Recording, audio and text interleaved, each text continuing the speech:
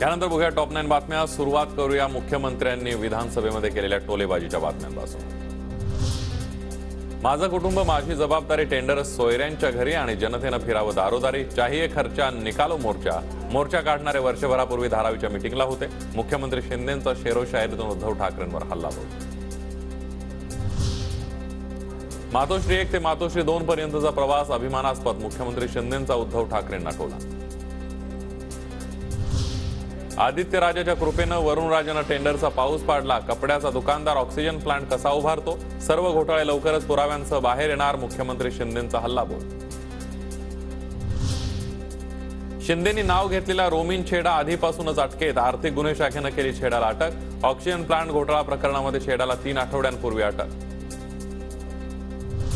आरोग्य व्यवस्था रस्त्यावर असताना घरी बसणाऱ्यांनी देशात 1 नंबरचा सीएम आहे हे दाखवू नये। तो नंबर पुढून नाही तर पाठून होता।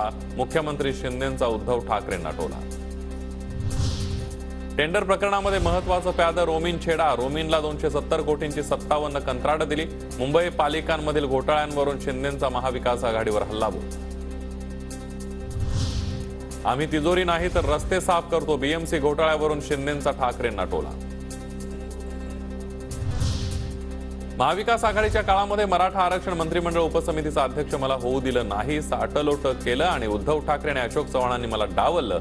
अशोक पर्व चमकलं पण मराठा पर्व अंधारात गेलं। मुख्यमंत्री शिंदेंचा ठाकरे चव्हाणांवर हल्लाबोल।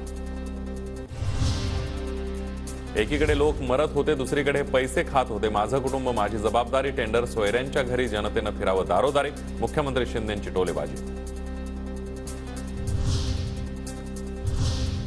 यानंतर बघूयात अधिवेशनातल्या खडाजंगीच्या बातम्या।